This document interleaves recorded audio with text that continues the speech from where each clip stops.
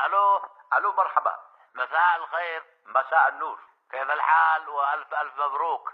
الحمد لله. مبروك على ايش؟ اهنيك على المنصب الجديد، وانت قاعد تستحق اكثر من هذا.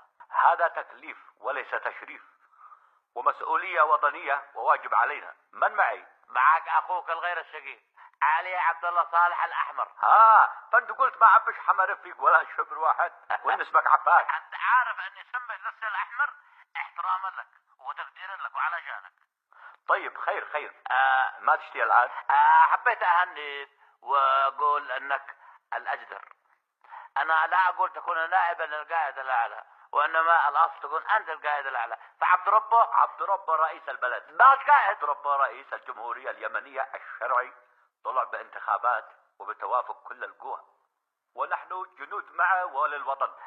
ايوه، بس احنا قلنا يعني سنتين ويرحله، سنتين ويرحل. وهل اتحت له فرصة يا علي عبد الله صالح حتى يحكم هذا السنتين؟ اختلقت له كثير من المشاكل وختمتها بتسليمك البلاد لميليشيات تتبع ايران. طيب ليش يطلب عدوان خارجي علينا؟ من حقه كان بقى نحل المشكلة فيما بيننا. من حقه كرئيس شرعي ان يستنجد اخوانه واشقائه لنجدة شعبه، مثل ما عملت انت في الحروب الست. استنجدت اخوانك السعوديين وقاموا معك، واي رئيس شرعي من حقه ان يستنجد اخوانه لانقاذ شعبه وبلده. طيب يا فندم علي، تفضل. ما زلت والان نفتح صفحة جديدة، وانا في يدك، من يدك اليمين لا يدك الشمال، وقلدك الله. شوف الذي يصلح، وكن وسيط بيننا والبلد سلماء، وفعل لنا مخرج. الموضوع ليس شخصي يا علي عبد الله صالح بيني وبينك. لو كان الموضوع شخصي كلمتك في 2011 نخرج انا وانت ونرحل ونخلي البلاد لحالها. الان الموضوع موضوع بلد ووطن دمر وسلم لايران على طبق من ذهب، وهو سبب انت.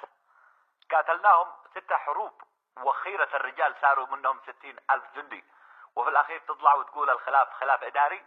خلاف اداري ضحيته 60,000 من خيرة رجال الجيش. اسمعني، انا الان مستعد اكفر عن ذنبي، وهؤلاء الحوثيين هم خبزي والعجي. انا دخلتهم بخرجهم، حق انصار الله انا بخرجهم. هذا كان زمان يا علي عبد الله صالح، اما الان انت اصبحت كمضية واداة استخدموك لفترة معينة، والان اللي يدير الامور ايران وبضباط وخبرات ايرانية. فهذاك القطار يا علي. طيب اذا لم تتعاملوا معي وش الحل؟ حتدخلوا في مستنقع. الحل محاكمة. تحاكم ويحاكمك الشعب محاكمة عادلة، وتحاكم على كل قطرة دم سفكت. يحاكمني انا علي عبد الله صالح يحاكمه؟ هي هذا الانانية، هي انانيتك التي وصلت البلاد الى ما هي فيه، ودمرت الجيش اللي فيه خيرة رجال اليمن الذي الان يبكون دما في بيوتهم لما اهنتهم وسلمتهم لاطفال يديروهم يا علي عبد الله صالح. والان هم متلهفين بكل شوق لاستعادة هيبة الدولة وهيبة المؤسسة العسكرية التي كسرت هيبتها انت بسبب انانيتك وكبرك وحقدك الشخصي وانتقامك. ما هو اسمعني، كلمة اخيرة، خدمة اخيرة منك، خدمة اخيرة. تفضل.